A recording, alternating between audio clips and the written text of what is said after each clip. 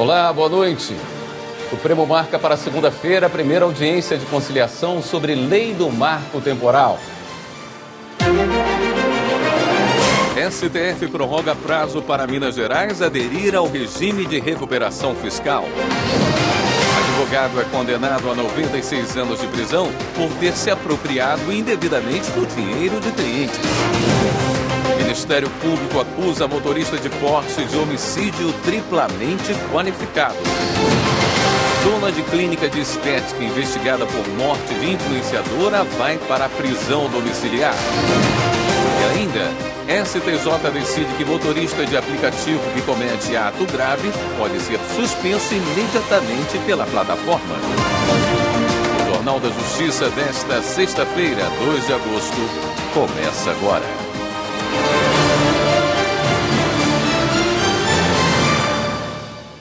O Supremo Tribunal Federal prorrogou até o dia 28 o prazo para que o Estado de Minas Gerais faça adesão ao regime de recuperação fiscal. Reportagem de Anderson Arcoverde. A decisão atende parcialmente os pedidos do governador Romeu Zema e da Assembleia Legislativa do Estado. Essa foi a quinta vez que o governador pediu a prorrogação do prazo. Romeu Zema alegou que precisa de mais tempo porque o Congresso vai votar o programa de pleno pagamento de dívidas dos estados, que deve substituir o regime de recuperação fiscal. Os governos estaduais reclamam da forma de correção das dívidas no atual programa. Minas Gerais deve à União 165 bilhões de reais. Em 2018, conseguiu uma liminar no STF que suspendeu o pagamento. Caso não faça adesão ao acordo, o Estado terá de voltar a pagar as parcelas. Segundo o governo mineiro, o valor chegaria a 8 bilhões de reais neste ano e 22 bilhões no ano que vem. Na decisão, o ministro Nunes Marques afirmou que, por causa da complexidade do tema, é necessário buscar um acordo que possa harmonizar os interesses dos entes políticos envolvidos. Segundo o ministro, a atuação do Poder Judiciário neste caso é justificável, considerando seu papel de agente mediador desses interesses. O Supremo derrubou uma decisão da Justiça do Trabalho que havia reconhecido o vínculo de emprego entre um médico e uma empresa de diagnósticos. Entenda o caso com a reportagem de Evelyn Araújo.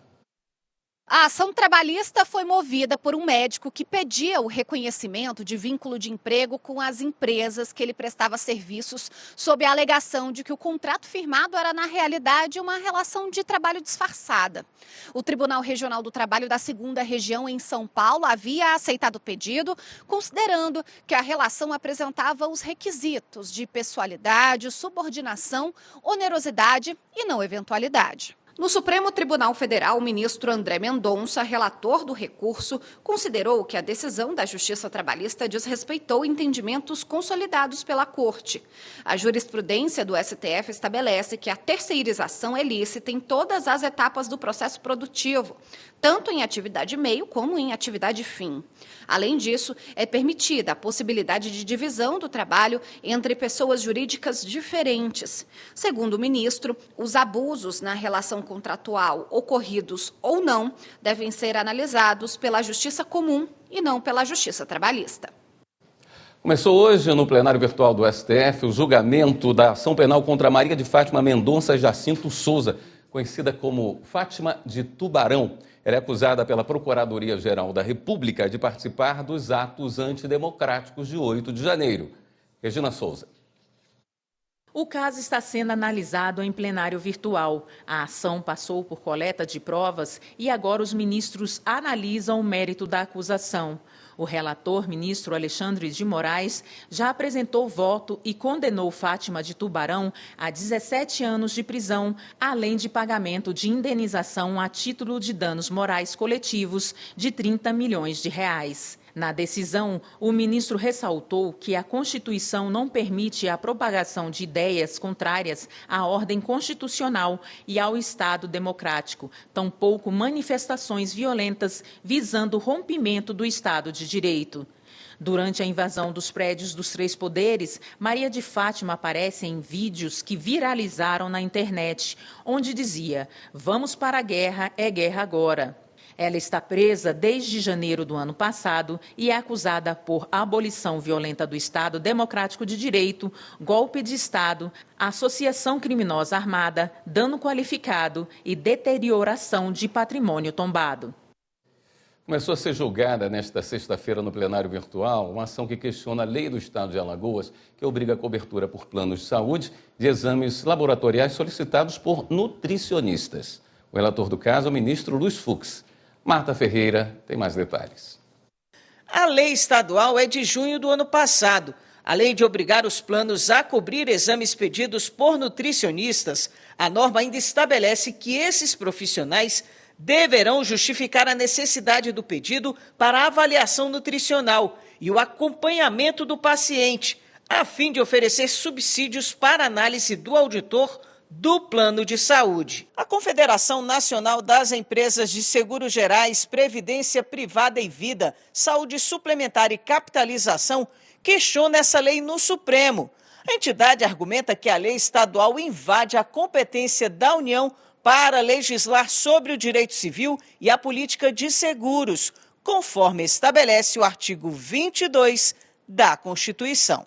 O processo foi levado para julgamento no plenário virtual. A Advocacia Geral da União se manifestou contra a constitucionalidade da lei, lembrando que em julgamentos anteriores, os ministros do Supremo determinaram que os estados não podem editar normas sobre relações contratuais, já que essa atribuição é de competência da União.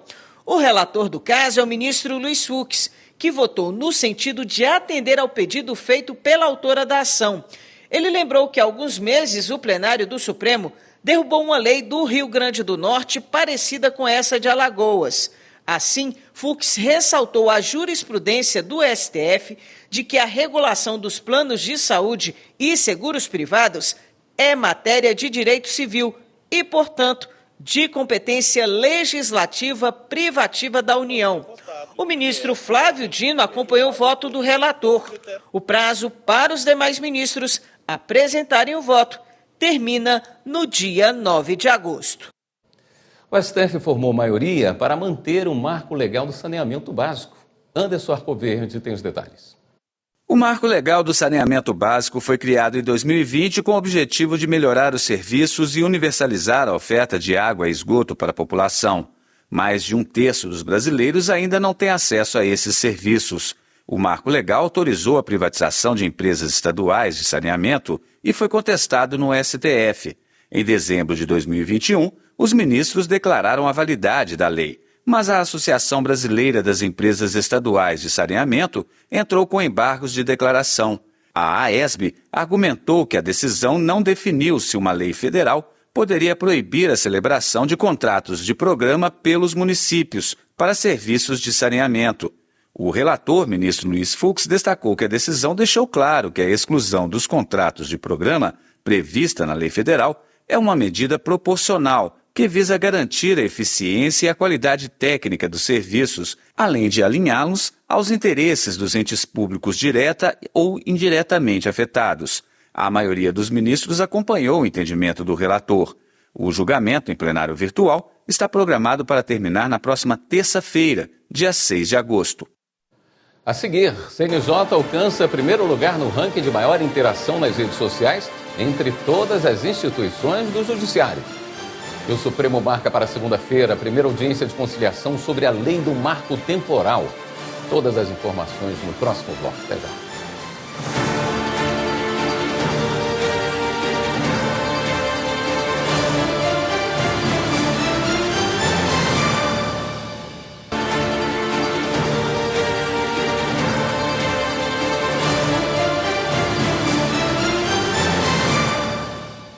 Na segunda-feira, o Supremo Tribunal Federal vai promover a primeira audiência de conciliação sobre a lei do marco temporal.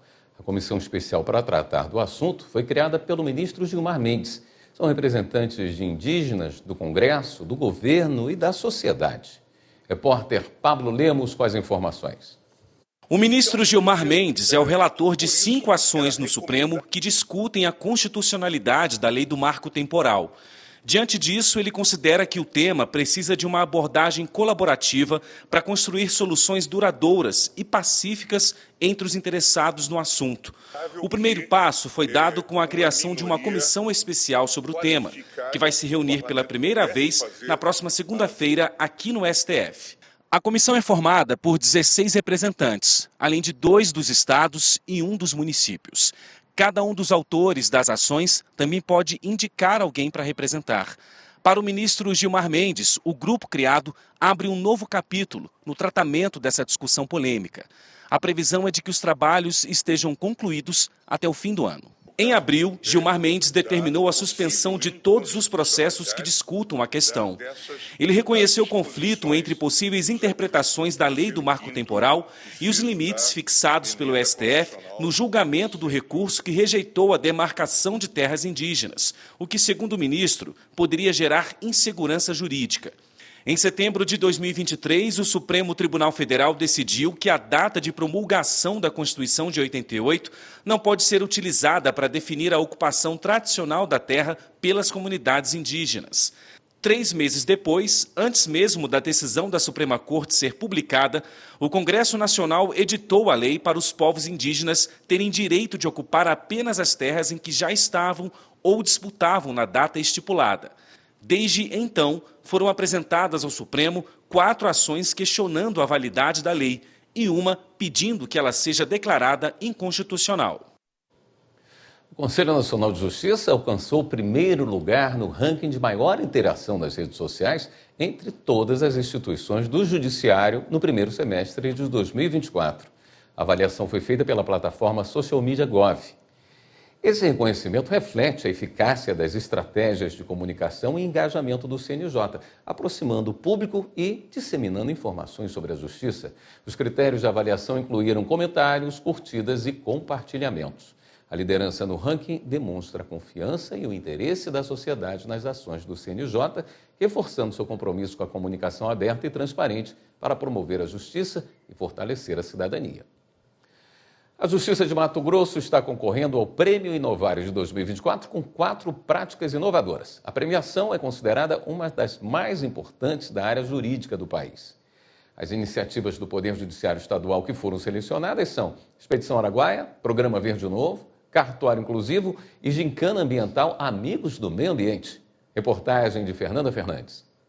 Boas práticas devem ser compartilhadas e é justamente o que faz o Prêmio Inovare, uma das mais importantes premiações da área jurídica no país, que há 20 anos identifica e divulga iniciativas inovadoras que possam servir de exemplos para serem implantadas em outros locais do país. A premiação é organizada em 7 categorias diferentes e a aprovação considera critérios como a satisfação do usuário, criatividade, eficiência e qualidade. E na edição deste ano, 4 práticas selecionadas são realizadas aqui pelo Judiciário de Mato Grosso. Categoria Tribunal de Justiça, Expedição Araguaia-Xingu. O projeto da Justiça Comunitária percorre a região araguaia, incluindo aldeias indígenas que estão distantes mais de 1.000 quilômetros de Cuiabá, levando serviços de saúde, justiça e cidadania, além da doação de roupas, calçados, brinquedos, cestas básicas e mudas de plantas. Em 5 edições, milhares de pessoas já foram beneficiadas. Criou-se uma grande família. Todos aqui eu compartilho esse mérito pela dedicação, pelo carinho, pela afetividade, pela humanidade, pelo zelo para com o nosso semelhante. Isso sim também é motivante. Isso sim é enriquecedor, é dizer que a gente está a fazer e levar o bem.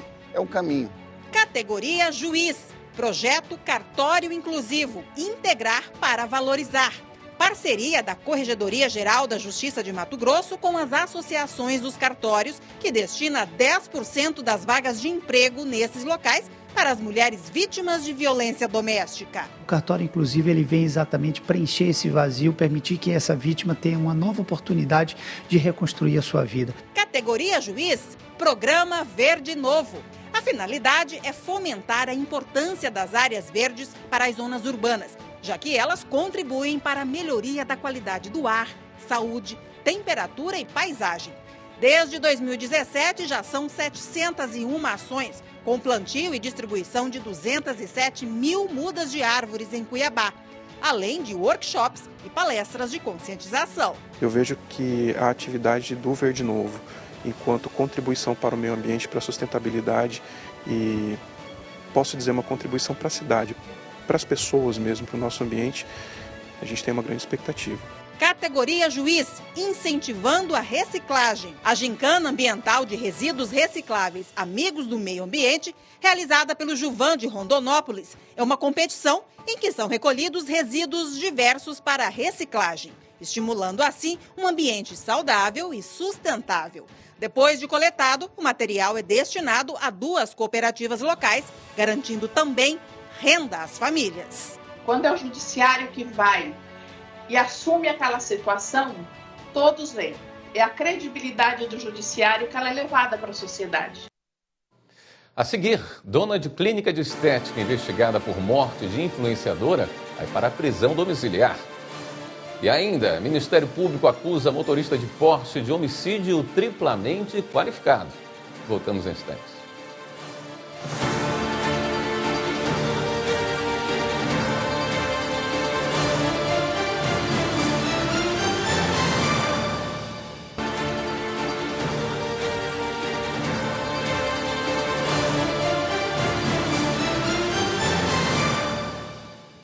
O ministro Alexandre de Moraes, do Supremo Tribunal Federal, determinou que a prisão da dona da clínica de estética Amici, Graziele da Silva Barbosa, seja convertida em prisão domiciliar. A investigada foi presa depois que a modelo Aline Maria Ferreira morreu após fazer um procedimento estético em Goiânia. Marta Ferreira. Presa desde o dia 3 de julho, Graziele da Silva Barbosa é investigada por 3 crimes. Por atentar contra as relações de consumo ao supostamente mentir e enganar os clientes sobre sua qualificação profissional, por exercício ilegal da medicina e por possível lesão corporal seguida de morte, no caso do óbito de Aline Maria Ferreira. A defesa de Graziele entrou com pedido de habeas corpus no Supremo Tribunal Federal. O argumento é de que ela é ré primária, possui residência fixa e tem uma filha de 9 anos que depende da mãe. O ministro Alexandre de Moraes, relator do caso, acolheu o pedido da defesa. Na decisão, ele destacou que, atento a essas particularidades, reputa cabível a substituição da prisão preventiva pela segregação domiciliar, por ser medida que se revela, a um só tempo, garantidora da proteção à maternidade, à infância e ao melhor interesse do menor e também suficiente para preservar a ordem pública, a aplicação da lei penal e a regular instrução criminal. Moraes determinou ainda que a empresária não pode sair de casa sem autorização judicial, sob o risco do restabelecimento da custódia preventiva. Uma pessoa foi presa em flagrante na operação de combate ao garimpo ilegal em terra indígena. Justiça condena advogado a 96 anos de prisão. E o Ministério Público combate suposta organização criminosa que aplicava golpes contra pessoas falecidas que não tinham herdeiros. Vamos conferir. Segundo as investigações, juízes e advogados são suspeitos de formar uma organização criminosa para supostamente aplicar golpes contra o espólio de pessoas mortas que não tinham herdeiros. Casas, locais de trabalho, órgãos públicos e empresas foram alvos da operação. O Ministério Público do Estado do Espírito Santo, com apoio da Polícia Militar, cumpriu mandados de prisão preventiva, busca e apreensão, afastamento funcional de agentes públicos e suspensão do exercício da atividade profissional. O MP também determinou proibição de contato entre pessoas, proibição de acesso às dependências de órgãos públicos, além de monitoramento eletrônico. O advogado Maurício Dallagnol foi condenado a 96 anos de prisão em regime fechado e ao pagamento de multa pelo crime de apropriação indébita por lesar 18 clientes.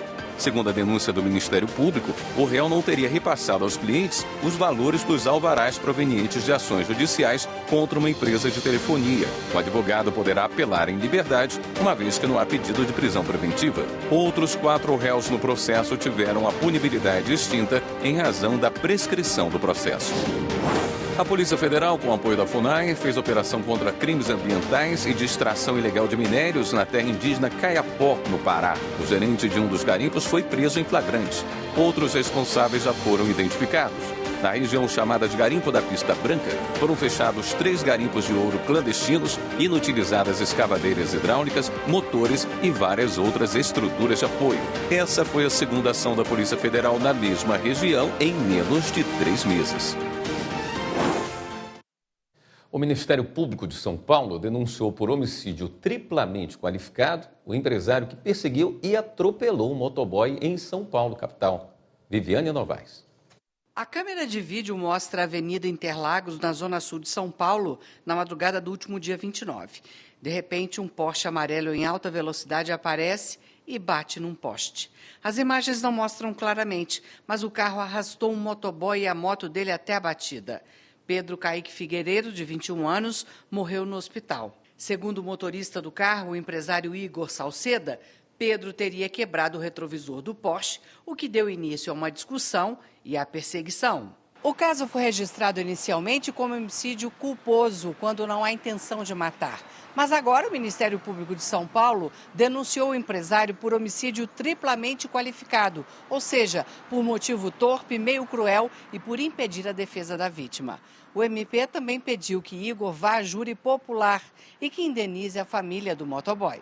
De acordo com a decisão da primeira vara do júri da comarca da capital, o crime foi praticado com o emprego de meio cruel, uma vez que Igor acelerou o carro que conduzia na direção da motocicleta conduzida pela vítima, a atropelou e arrastou por alguns metros, provocando atroz e desnecessário sofrimento a Pedro, além de revelar brutalidade fora do comum e em contraste com o mais elementar sentimento de piedade. Agora a Justiça vai decidir se aceita a denúncia.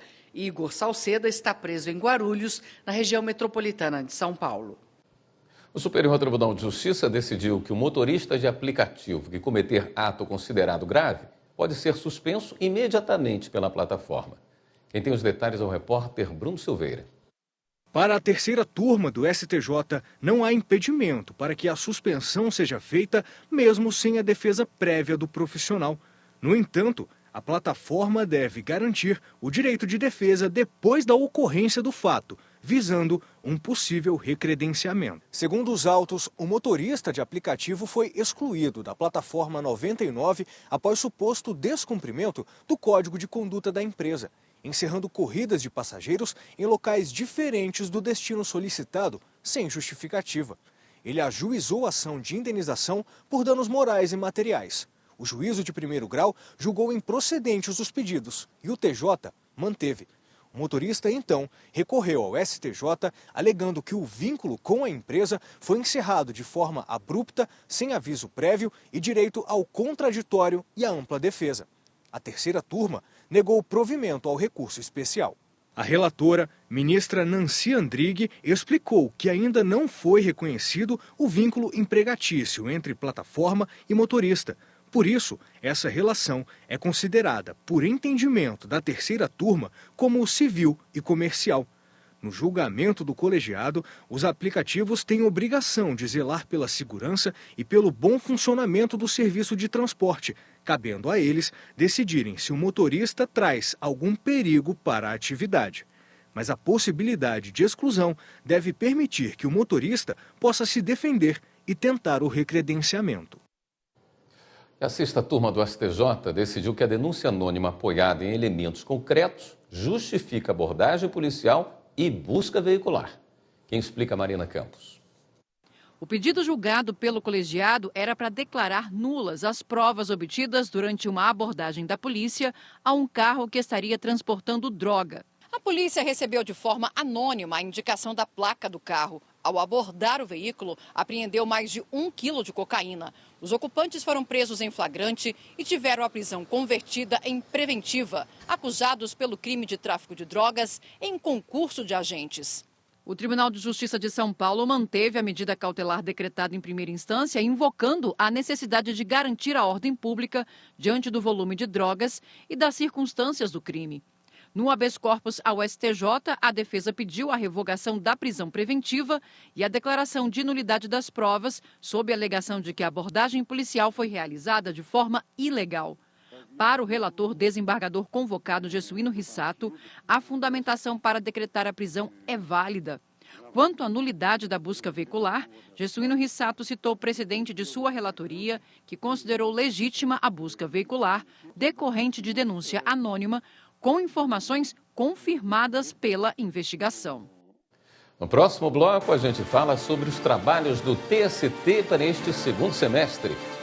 E ainda, comarcas de Pelotas e Rio Grande, que foram muito prejudicadas pelas enchentes no Rio Grande do Sul, são vistoriadas pelo TJ do Estado. Voltamos já.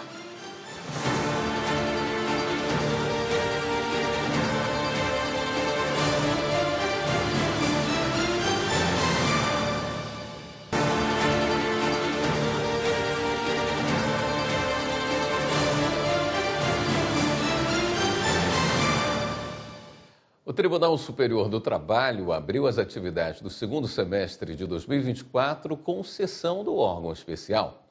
Veja como foi na reportagem de Larice de Paula. Um tribunal 100% inserido no processo judicial eletrônico. Foi com esse anúncio que o presidente do TST, ministro Lélio Bentes Correia, abriu o segundo semestre judiciário. A partir de agora, os novos casos recebidos pelo Tribunal Superior do Trabalho vão ser totalmente processados pelo PJE. Todos os processos que subiam dos tribunais regionais para o TST vinham no PJE. E aqui eram convertidos para um sistema próprio do Tribunal Superior do Trabalho, passavam por uma equipe de reindexação de peças com a participação de aproximadamente 100 servidores e servidoras, e ao final do processamento do recurso no Tribunal Superior do Trabalho, fazia-se a reconversão ao PJE, ou seja, um consumo de tempo, de pessoal e também de recursos. Em relação à produtividade, de janeiro a junho deste ano, o TST julgou 247.934 processos, quantidade 6,7% superior à registrada no mesmo período de 2023. Durante a abertura do semestre judiciário, também foi lançado o painel da movimentação processual do TST. A ferramenta usa a inteligência artificial para reunir informações geradas pelos gabinetes dos ministros e ministras da Corte.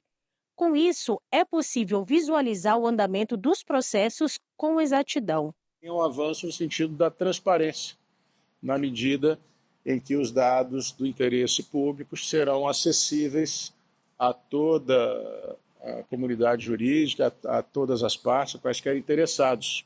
As sessões de julgamento do TST vão ser retomadas a partir de 5 de agosto. A Justiça de Tocantins condenou 9 pessoas acusadas de praticar crimes ambientais na Lagoa da Confusão, sudoeste do estado. As multas somadas chegam a 17 milhões de reais. Os réus também receberam penas de reclusão, mas ainda podem recorrer da decisão.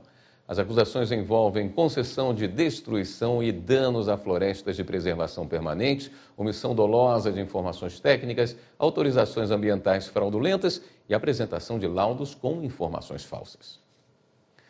O Ministério Público Federal entrou com uma ação na Justiça para garantir o fornecimento de água potável para comunidades quilombolas em Minas Gerais. O repórter Márcio Fontinelli traz mais informações sobre o caso.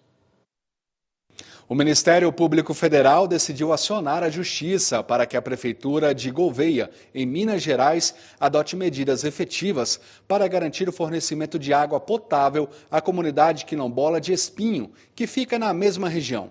Durante uma inspeção, o MPF confirmou as denúncias de que 60 famílias estão sofrendo há meses com a falta de fornecimento. Com isso, não conseguem garantir a higiene básica, tampouco manter tradições culturais, como plantar o próprio alimento. A ação será analisada pela Justiça Federal em Minas. O presidente do TJRS visitou o sul do estado para ver de perto a situação atual das comarcas de Pelotas e Rio Grande. A região da Costa Doce sofreu com as inundações. A reportagem de Mauro Vercoiser. Foram quase 40 dias até as águas baixarem para a população começar a retomada das atividades. Alguns servidores do judiciário foram atingidos. O presidente do TJRS, desembargador Alberto Delgado Neto, junto com a administração do tribunal, vice-presidentes, corregedores e departamento de infraestrutura, foram até as comarcas da Costa Doce, acompanhar os trabalhos de recuperação da região e ajudar na retomada da normalidade. A primeira parada foi na cidade de Pelotas. Foi uma região muito atingida, uma região que exigiu de nós uma prevenção muito grande.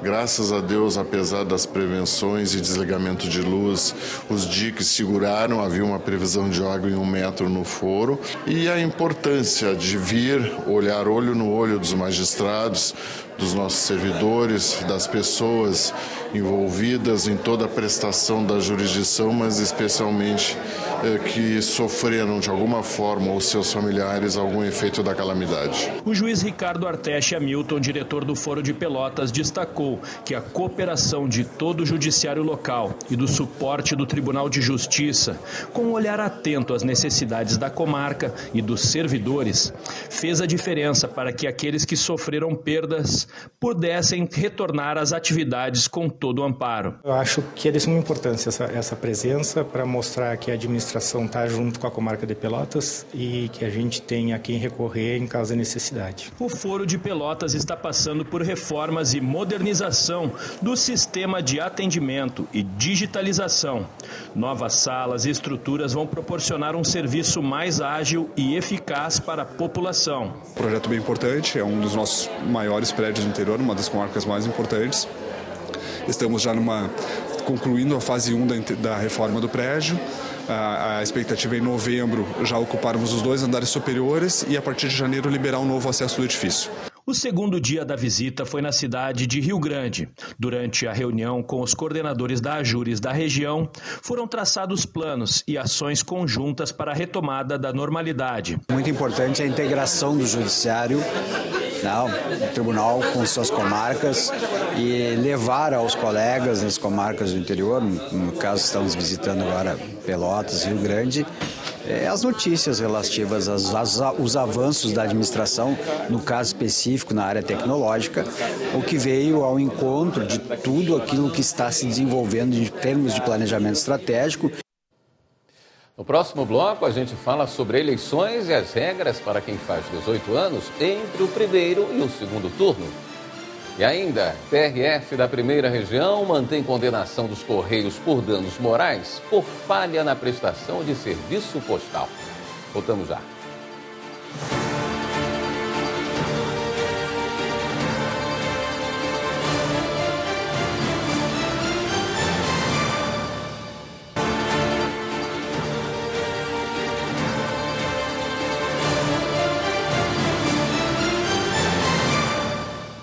O TRF da primeira região manteve a condenação dos Correios por danos morais por falha na prestação de serviço postal. Repórter Fátima Uchoa.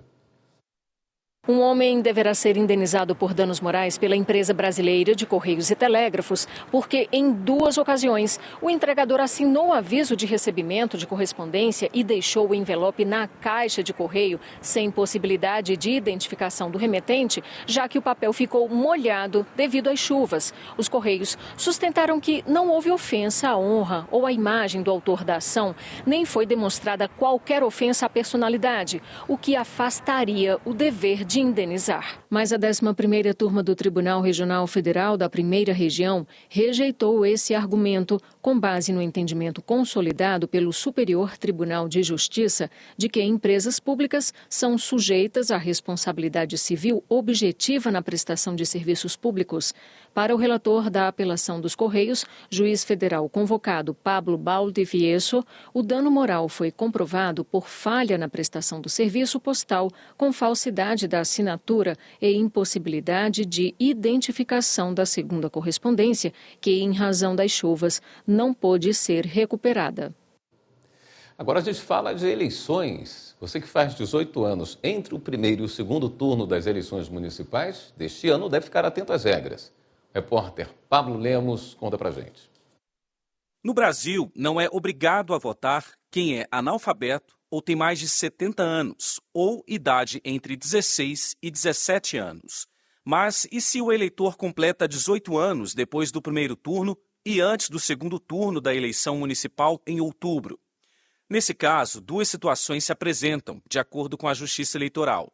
Na primeira é a seguinte: ao completar 18 anos depois do primeiro turno e antes do segundo turno, tendo o título de eleitor, o voto será facultativo no primeiro dia de votação, já que a pessoa terá 17 anos no caso, e vai ser obrigatório somente no segundo turno, porque o eleitor terá 18 anos. Na segunda situação, o esquema é outro. Se a pessoa ainda não tem o título de eleitor e só quer tirá-lo quando fizer 18 anos completos, não vai poder votar em nenhum dos turnos das eleições municipais de 2024. O cadastro para novos eleitores encerrou as inscrições desde 9 de maio deste ano. Nesse segundo caso, a pessoa não está inscrita na Justiça Eleitoral, portanto, não é eleitora ou eleitor. Ou seja, não pode votar de forma facultativa no primeiro turno, apesar de ter 17 anos, nem no segundo turno, mesmo tendo a obrigação de votar no segundo dia, por já ter completado 18 anos. Por isso, para as próximas eleições, é importante ficar atento à divulgação de novas inscrições eleitorais. Na Paraíba, hoje foram definidas as vagas para inscritos nas cotas de pessoa com deficiência e pessoas negras do concurso dos cartórios extrajudiciais. As provas vão ser no dia 26 de janeiro do próximo ano e as inscrições começam em outubro. As informações com a repórter Ludmila Costa. O Tribunal de Justiça da Paraíba, através da Comissão do Segundo Concurso Público para a outorga de delegação de serviços notariais e registrais do Estado, realizou nesta sexta-feira, 2 de agosto, uma audiência pública. Com o apoio de representantes da Consuplan, banca organizadora do concurso, foi promovido um sorteio das serventias que serão destinadas a candidatos inscritos na condição de pessoas com deficiência e pessoas negras. A gente vai fazer um sorteio nos termos da resolução, os cartórios, as serventias vão ser distribuídas em classe e vão ser feitos sorteios dentro de cada classe. A audiência foi realizada no pleno do TJPB com transmissão ao vivo pelo YouTube. O concurso abriu vagas para 60 serventias, sendo 3 vagas para pessoas com deficiência e 9 para pessoas negras. Nós temos já o edital publicado por 3 vezes consecutivas, como determinam as resoluções do Conselho Nacional de Justiça, e de maneira que daqui em diante o concurso já pode ser considerado efetivamente aberto e iniciado pelo Tribunal de Justiça da Paraíba. A ata da audiência será disponibilizada no Diário da Justiça. A primeira etapa do concurso é com provas objetivas, com data prevista para a realização no dia 26 de janeiro. As inscrições podem ser feitas exclusivamente no site da Consuplan no período de 7 de outubro a 5 de novembro. Para participar, os candidatos devem preencher os pré-requisitos do edital. Servidores do Judiciário de Mato Grosso estão fazendo uma capacitação sobre licitação, o que garante muito mais eficiência nos procedimentos e na aplicação dos recursos públicos. A reportagem é de Carlos Celestino.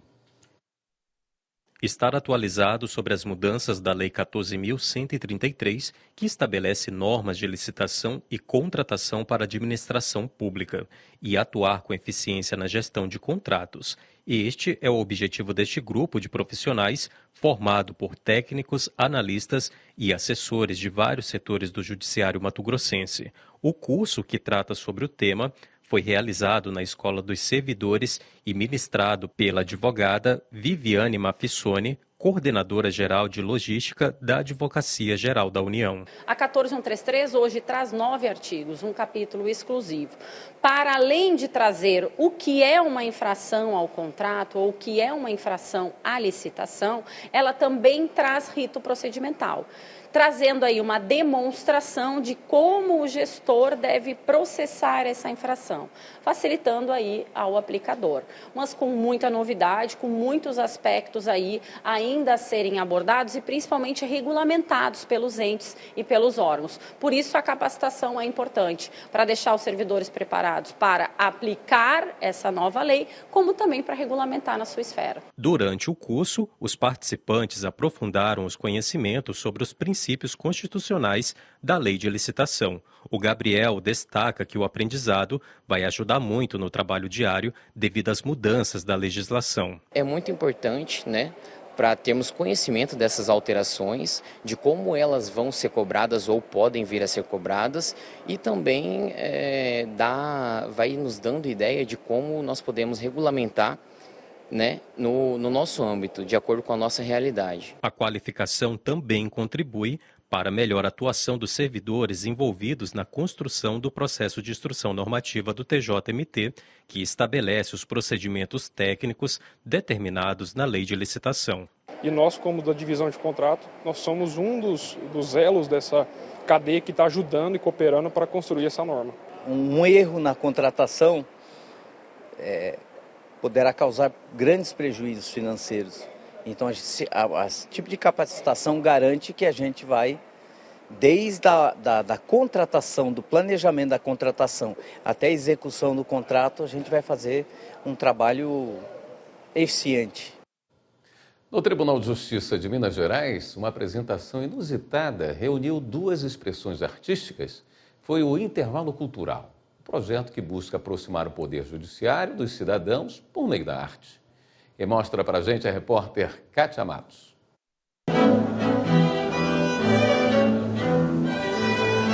Duas apresentações artísticas produzidas simultaneamente. O artista plástico Fernando Pacheco e a Orquestra de Câmara do TJMG dividiram o mesmo palco.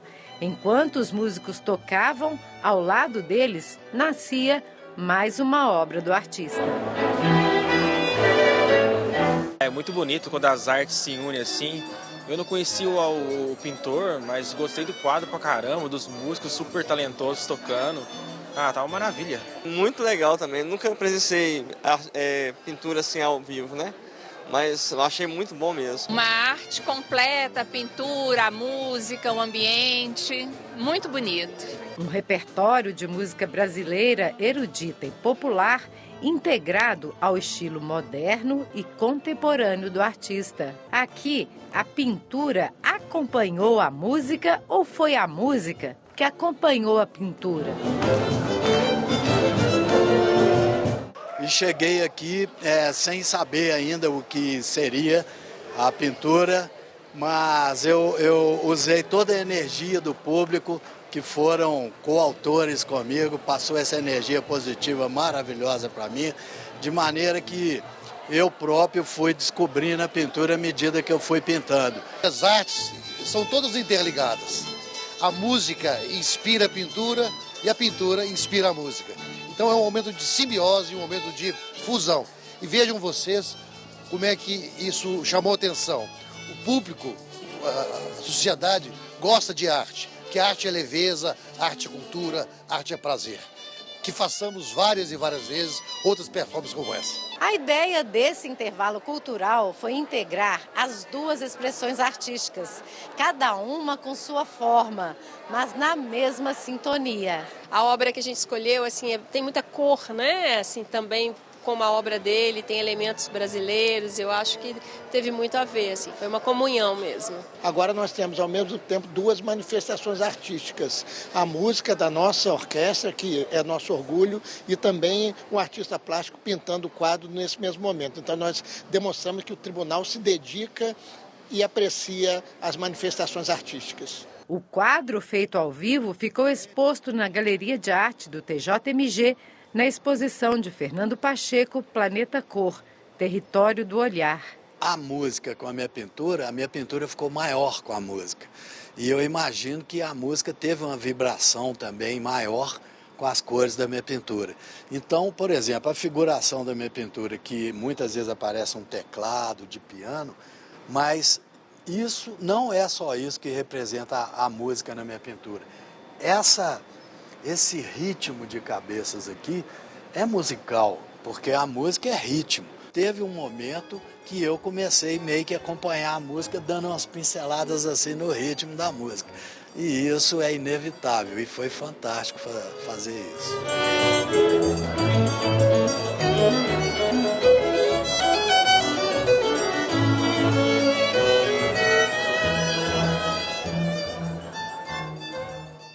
Esta edição do Jornal da Justiça fica por aqui. Continue com a nossa programação. Uma boa noite, um ótimo fim de semana para você.